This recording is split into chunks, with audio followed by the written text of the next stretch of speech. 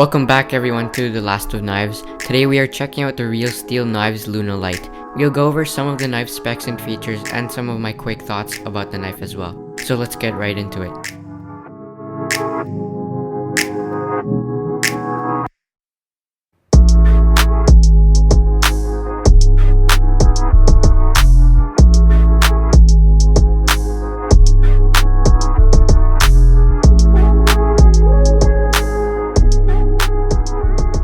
Let's start off by taking a quick look at the basics first. The Real Steel Knives Luna can be purchased in different versions with different handle materials and different blade steels. For example, the Real Steel Luna is available with blue, black, yellow, olive, and coyote tan G10 handles. You can also purchase the Luna with titanium handles with N690 blade steel, other than your D2 steel you have on the G10 versions, and it can also be purchased with micarta in S35VN. Furthermore, the Real Steel Luna had been updated with a frame lock instead of a non-locking slip joint with carbon fiber scales or blacked out titanium, and it's now called the Real Steel Luna Boost. It also boosts in price too, ranging from $30 to $135 depending on what model you purchase. The G10 version comes in at only around $30, the regular Luna with titanium is $95, and the Luna Boost sets you back at around $130 or $135.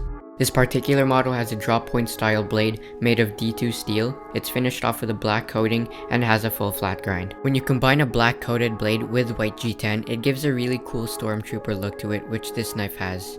One feature most slip joints don't have too often is the pocket clip. The Luna has a tip-up deep carry clip with only right-hand carry. However, with that slim blackout and discreet build to the clip and the knife itself, the Luna will literally disappear when it's carried. The Real Steel Luna has a blade length of 2.76 inches, a closed length of 3.86 inches, and an overall length of 6.61 inches. It weighs in at merely 1.76 ounces, so again with that deep carry clip and the knife's thin design, it's likely for you to forget that this is even in your pocket.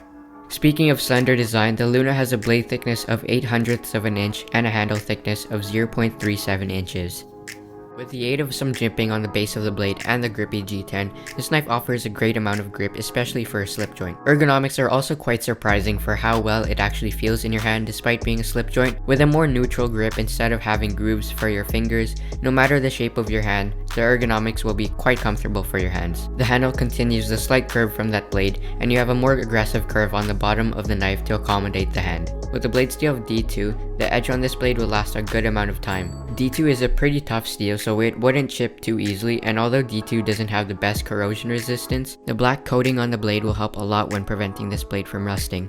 So definitely a great steel, especially for the price it offers. Furthermore, the blade uses a long fuller on each side instead of using a traditional nail nick. The tension allows the knife to be opened with not too much effort, but strong enough to prevent the blade from closing on you. It has about a third of a stop before closing fully for safety. The action of opening and closing is pretty satisfying as it does have a good snap into place. So now let's give it a TLOK rating. Starting off with the category ergonomics, the handle definitely fits my hand well, and with the help of some G10, these handles feel like they're glued to my hand, so it gets a 7 out of 10 in ergonomics. With a very slicey blade made of D2 steel and a full flat grind as well as a very thin behind the edge thickness, you'll certainly get great slicing performance out of this knife. D2 has great edge retention and good toughness, so this blade gets a 6 out of 10. As far as how this carries in your pocket, as mentioned, a deep carry clip combined with a blackout finish and a very slim design is everything you need for a very discreet carry, as well as a lightweight of under 2 ounces, so you'll definitely not feel anything in your pocket. Because of these reasons, the pocket rideability for this knife gets a solid 8 out of 10.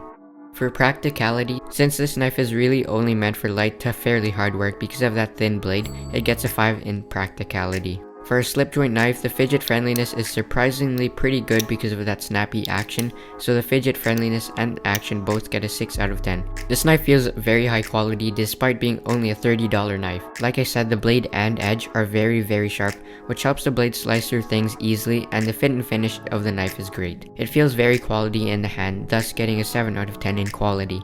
In addition to that, as I mentioned, the fit and finish of this knife is definitely really good. Centering of the blade is on point, as well as the preciseness of the plunge line and the sharpening choil. Since the plunge line lines up to the heel of the choil, it allows you to sharpen right up to the heel of the edge because there isn't any part of the knife preventing you from doing so. Fit and finish gets a 7 out of 10. Everything about this knife I think makes this the bang for your buck.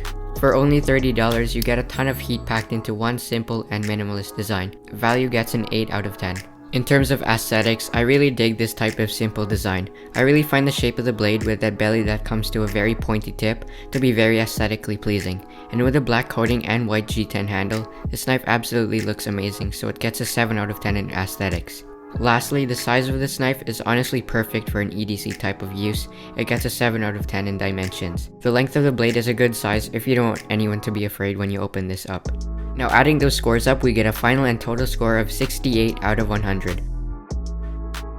There are many slip joint options out there for people who want to get into slip joints. However, the Real Steel Luna is definitely one of many you should try out. At that very affordable price range, you can get a lot of great out of this. So basically, those are all my thoughts I have on the knife. It's just a terrific slip joint and there's not really much to complain about. Now, what are your thoughts on the Real Steel Luna?